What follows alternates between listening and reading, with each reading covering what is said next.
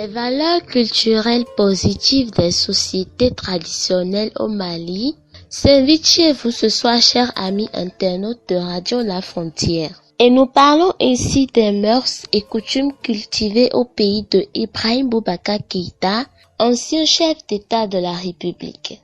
Karim Koulibaly, notre fidèle consultant, nous relatera un peu l'histoire de chaque coutume dans certains villages, communautés, familles et royaumes. On va l'écouter juste après cette courte pause.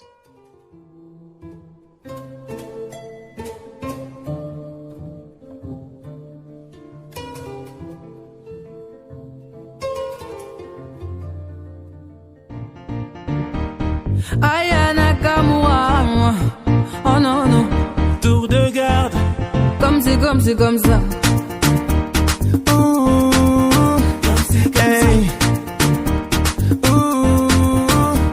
Chérie, je ne veux que toi. T'as le secret qui me met dans la joie. T'es chaude, oh ya ya ya. Je m'abandonne à toi, j'ai pas le choix. Tu sais que le monde est à nous, bébé je m'occupe de tout. Je te dis de croire en nous, de doux je ne te vends pas du flou.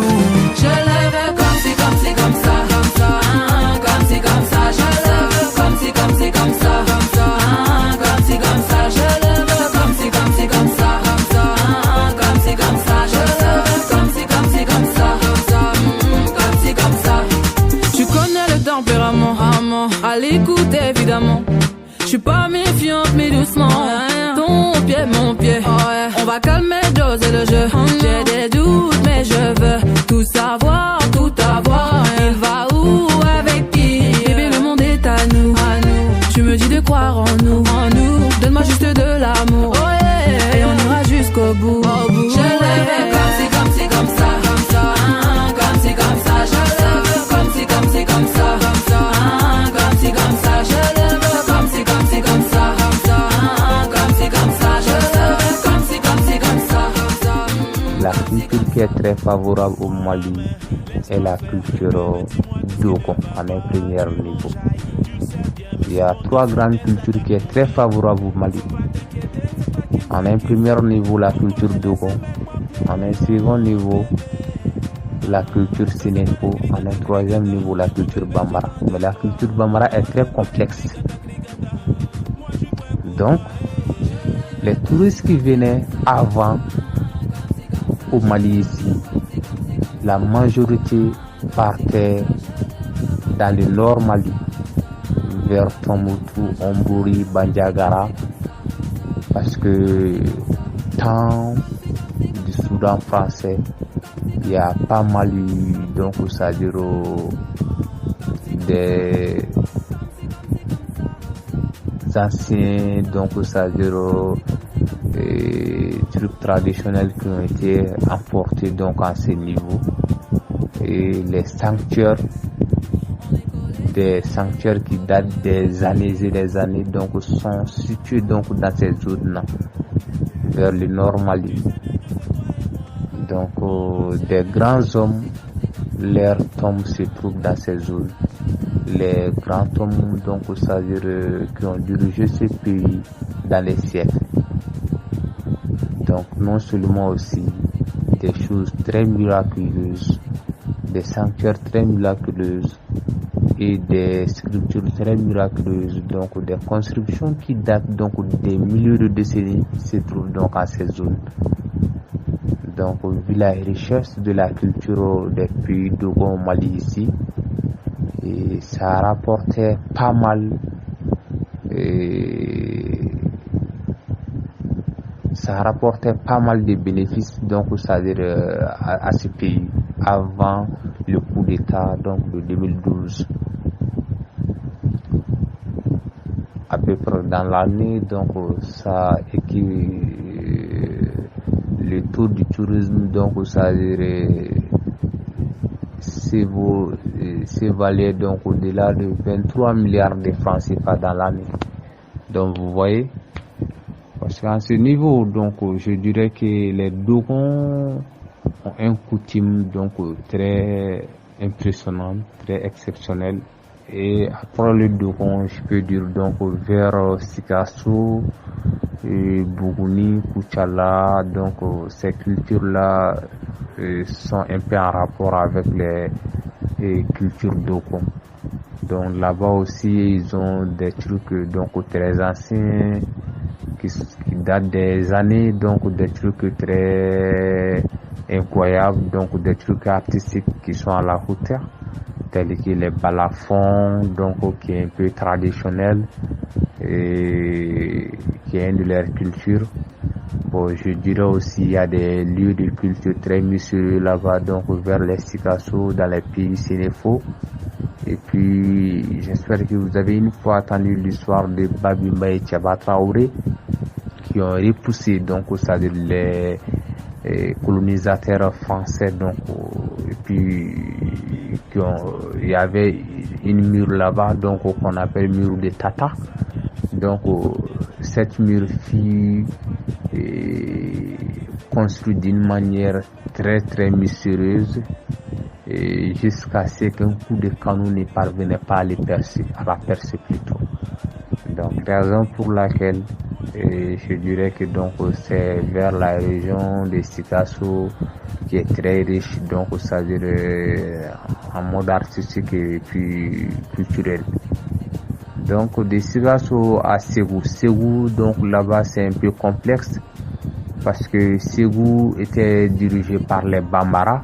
Et les Bambara, donc il y avait des ethnies donc, qui ont dirigé Ségou dans le passé, à savoir les Koulibaly et les Djara. Donc Goulou Djala fut l'un des premiers fondateurs du royaume de Ségou. Et après, donc, c'est-à-dire la chute de Goulou Djara, donc, c'est-à-dire c'est l'autre roi, donc, Damonzon Koulibaly. Non, plutôt, donc, c'est comme malheureusement que je vais oublier le nom, Biton Koulibaly plutôt. Donc, c'est Biton Koulibaly qui est venu au pouvoir, qui est venu à la reine. Donc, Biton fut un très grand et renommé roi. Un roi, donc, c'est-à-dire qui était très respectueux, qui avait des dons mystérieux et puis diaboliques. Il a dirigé donc au Ségou, donc il a fait pas mal de conquêtes après Ngolo Diarra. Et il a pu conquérir donc, c'est-à-dire vers Sénégal, Dakar. Donc il a fait des conquêtes jusqu'à Sénégal, donc c'est-à-dire vers le Sénégal et consorts. Donc c'est après la reine de Biton Koulibaly que Damonzon Diarra est venu au pouvoir. Donc c'est un peu ça, mais d'après tout ça, avant tout ça, donc ça dure le temps de Soundiata Keita, Samori Keita, qui étaient aussi des Maliens, donc et puis Kankou Moussa aussi, donc Kankou Moussa qui fut le plus riche, donc c'est-à-dire de tous les temps, qui a amené donc des milliers donc des kilos d'or à Makan, donc en pèlerinage à la Mecque, donc en partant à la Mecque, c'est lui celui qui a amené des milliers de kilos d'or. Donc raison pour laquelle même sur Google actuellement sur temple, donc le plus riche du monde, on dit Kankou Moussa fut le plus riche de tous les temps. Donc bon, le Mali est un pays culturel riche, donc c'est-à-dire à de nombreuses sites touristiques et artistiques. Mon pied, oh ouais. On va calmer, doser le jeu. J'ai des doutes, mais je veux tout savoir, tout avoir. Il va où, avec qui? Bébé, le monde est à nous. Tu me dis de croire en nous. Donne-moi juste de l'amour, oh yeah. Et on ira jusqu'au bout.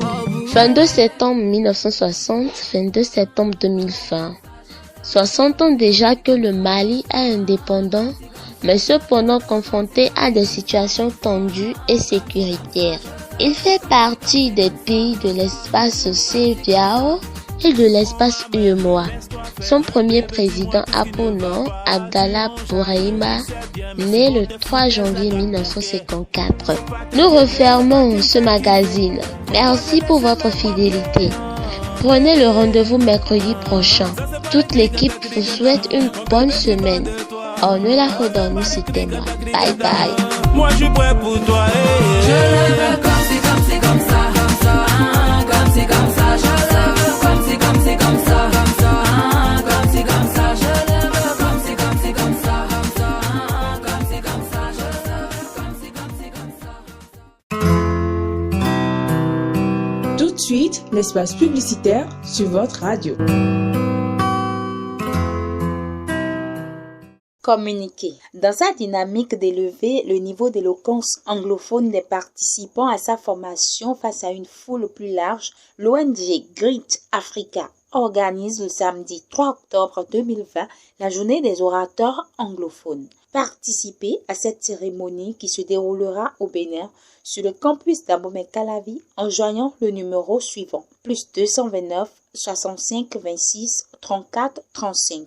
Communiqué de Lulu Fashion Night. Suite aux dispositions prises par les autorités en charge de la ville de Cotonou à travers le Covid-19, nous sommes dans le regret de vous annoncer que la grande nuit de la mode Lulu Fashion Night, prévue initialement pour ce samedi à Blue Zone Cotonou, ne se tiendra plus mais plutôt en octobre prochain à une date qui vous sera ultérieurement confirmée. Merci pour votre compréhension. Pour tout renseignement, contactez le +229 62 00 75 77.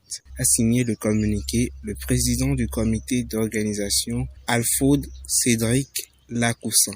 Vous êtes parent d'élèves, tuteurs ou acteurs de la société, soucieux de faire le choix d'un établissement d'enseignement capable de bien assurer les études de vos enfants. Ne cherchez plus loin désormais. Optez pour le complexe scolaire Cedro. Le complexe scolaire Cedro est un établissement d'enseignement primaire et secondaire général créé depuis plusieurs années et reconnu par la qualité de son travail et de ses résultats de fin d'année. Le complexe scolaire Cedro est situé au Bénin à Abomey-Calavi dans le quartier Bodje. Pour tout renseignement, contactez la direction des relations publiques de Radio La Frontière ou le +229 98 37 05 25. Communiqué. Un nouvel organe de presse recrute pour le compte de ses services 3 journalistes et un commercial. Conditions: être dynamique, avoir un moyen de déplacement, avoir une licence en marketing pour le poste de commercial. Pour toute information supplémentaire, priez contacter le +229 96 00 16 46. Mais dans la mer, construisons.